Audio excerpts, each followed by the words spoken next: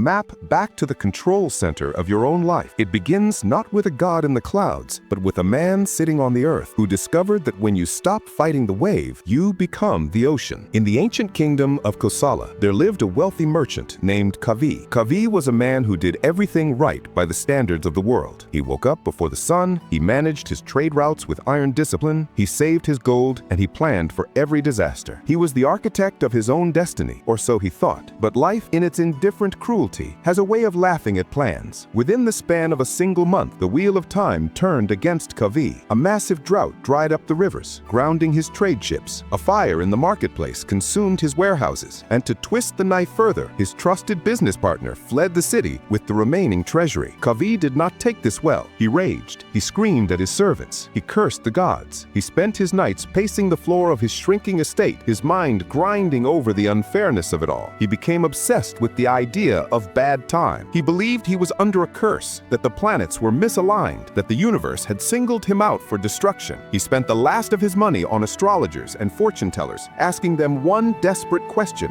when will my time change? When will the good days return? They gave him vague answers, told him to wear certain gemstones, told him to wait for the harvest moon. But the moon came and went, and Kavi grew poorer and more bitter. His friends stopped visiting. His wife grew silent and fearful. Kavi had become a walking storm cloud. One scorching afternoon, hearing rumors of a great sage staying in the Jetavana Grove, Kavi decided to go. He did not go for enlightenment. He did not go for peace. He went because he wanted a solution. He wanted the sage to use his spiritual powers to fix the economy, to bring back the rain, to turn the wheel of time back in his favor. He marched into the grove, his clothes dusty, his face red with the heat and anger. He found the Buddha sitting under the shade of a sal tree, speaking quietly to a group of monks. The atmosphere in the grove was so still, it felt like a different world, but Kavi was too loud inside his own head to feel it. He pushed through the crowd and stood before the Buddha. He didn't bow. He didn't offer a greeting. He simply let his frustration spill out. He said, "O Blessed One, they say you are the awakened one. They say you know the laws of the universe. Look at me. I have done nothing but good work my whole life. I was honest. I was diligent. And yet the world has taken everything from me. The times are dark. The economy is ruined. My luck is dead. I want to know how to change this. Tell me what ritual to perform, what prayer to say, to make the times good again." The monks around them gasped at the man's rudeness, but the Buddha did not flinch. He looked at Kavi with eyes that were like deep, still pools of water. He didn't speak immediately. He let the silence stretch out, forcing Kavi to hear the echo of his own angry voice. Finally, the Buddha spoke. He asked Kavi a question that seemed completely unrelated to his problem. He asked, "Kavi, if a man is struck by an arrow in battle, and he is bleeding and in pain, what is the first thing he should do?" Kavi blinked, confused. He said,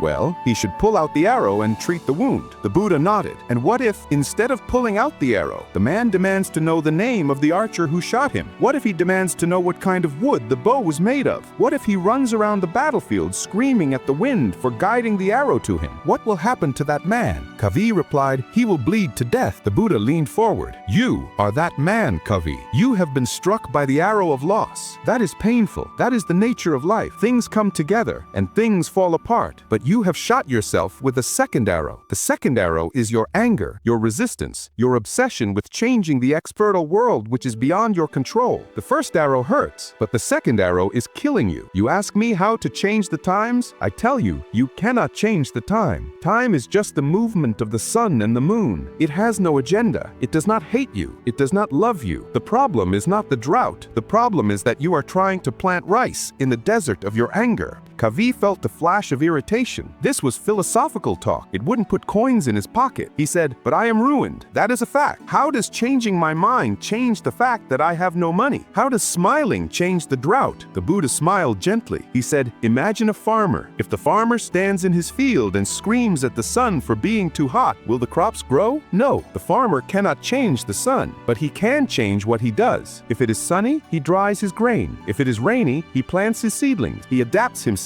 to the season. You are trying to force a harvest in winter. You are bitter because you are holding on to a version of reality that no longer exists. You are mourning the Kavi of last year, the rich merchant. But that man is dead. He is gone. The man standing here is poor. When you accept this, when you stop fighting the reality of this moment, your mind will clear, and a clear mind can see opportunities that an angry mind is blind to." The Buddha stood up and gestured to the dusty ground. He said, "Look at this soil. It is dry and hard. If I pour a cup of water on it, the water runs off. It cannot soak in. Your mind is like this hard ground. It is so tense with resistance that no new solution can enter. You must till the soil. You must soften yourself. You want the times to change? Change your frequency. Stop vibrating with the energy of lack and victimhood. The Buddha gave Kavi a task. He said, for the next 7 days, I want you to go back to the city, but do not try to do business. Do not try to collect debts. I want you to walk through the streets and look at the people. Find one person who is suffering more than you and help them. It does not have to be with money, for you have none. Help them with your hands, your time, or your words. Return to me in 7 days and tell me if the time has changed. Kavi was skeptical. It sounded like a waste of time, but he had nowhere else to go, and the authority in the Buddha's voice was compelling. So he returned to the city. The first day, he walked through the market, feeling sorry for himself. He saw the ashes of his warehouse. He felt the phantom pain of his lost gold, but he remembered the task: find someone suffering more than you. On the second day, he saw an old woman trying to lift a heavy basket of charcoal. In his old life, Kavi would have walked past her, his mind on high-stakes negotiations. But today, he stopped. He lifted the basket for her and carried it to her hut. The woman looked at him, surprised, and gave him a toothless smile. She offered him a cup of water. It was just water, but as Kavi drank it, he realized it was the first time in months he had tasted anything without the bitter aftertaste of anxiety. On the third day, he saw a competitor, a man who had also lost ships in the drought. The man was sitting on a crate, weeping, his head in his hands. Kavi felt a strange sensation. Usually, he would feel competitive satisfaction at a rival's failure, but now he felt a mirror image of his own pain. He sat down next to the man. He didn't offer empty platitudes. He just said, I know, it is hard. I am in the storm too. They sat in silence for an hour. When Kavi stood up to leave, the man grabbed his hand and thanked him. Kavi walked away, feeling lighter. By the 5th day, Kavi's walk had changed. He wasn't storming through the streets anymore.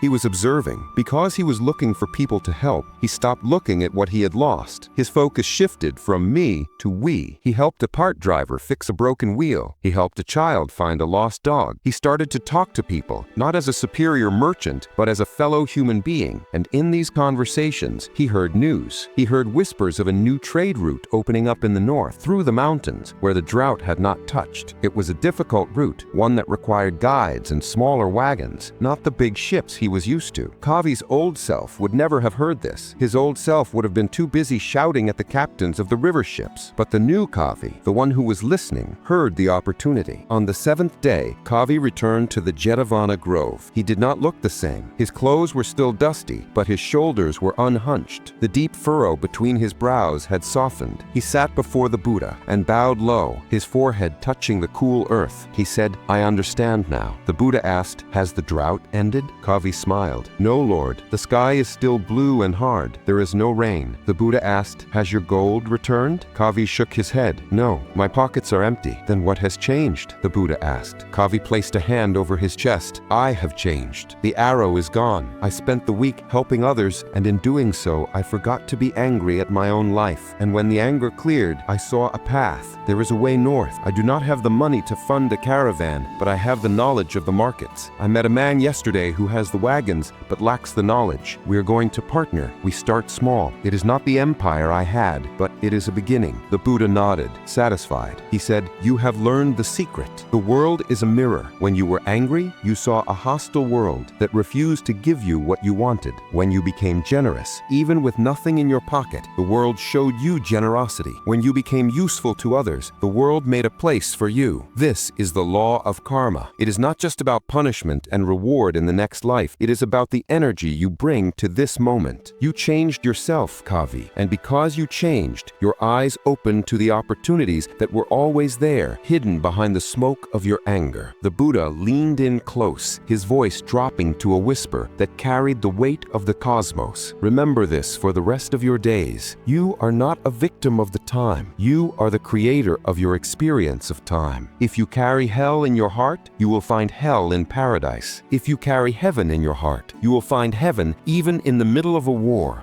Do not wait for the stars to align. Align yourself. Align your mind with acceptance, your heart with kindness, and your hands with work. The time will follow you. Kavi left the grove that day. He did not become a monk. He went back to the marketplace. He worked hard. The trade route to the north was difficult, and there were many days of struggle. But Kavi never again fell into the trap of the second arrow. When problems came, he greeted them not as enemies, but as teachers. He adapted. He flowed like water, and in time, his wealth returned, not because he demanded it, but because he had become the kind of man who could build it. He had ceased to be a thermometer, simply reflecting the temperature of the room. He had become a thermostat, setting the temperature himself. This story is not just about Kavi, it is about you. You listening to this voice right now. You might be in a season of drought. You might feel that the doors are closing. You might be waiting for a permission slip from the universe to be happy again. Stop waiting. The waiting is the trap. The time will never be the right time. The time is just time. It is neutral. It is raw material. You are the sculptor. If you want your reality to change, you must break the pattern of your own reaction. Most people live life on autopilot. Something bad happens, they react with anger. Something sad happens, they react with despair. They are puppets pulled by the strings of external events. To change, you must cut the strings. You must cultivate the pause. Between the event and your reaction, there is a space. In that space lies your freedom. Start today, not with a grand gesture, but with the small things. When the traffic is bad, instead of letting the anger rise, use the time to breathe. Change the reaction. When someone is rude to you, instead of snapping back, offer them silence or a smile. Change the reaction. When you fail at a task, instead of calling yourself a failure, ask what the lesson is. Change the reaction. As you begin to change these small interactions, you will feel a shift in the atmosphere of your life. The heavy gray fog of helplessness will lift. You will realize that while you cannot control the wind, you can adjust the sails. And the person who knows how to adjust the sails can navigate any storm. The Buddhist teaching is a radical call to responsibility. It is terrifying because it means we have no one left to blame. We cannot blame our parents, our government, or our bad luck. But it is also the most liberating news you will ever hear, because if the source of the problem is within you, then the source of the solution is also within you. You hold the key. You have always held the key. The door is not locked. You just have to stand up, turn the handle, and walk through. Change yourself, and the time will not just change, it will bow to you.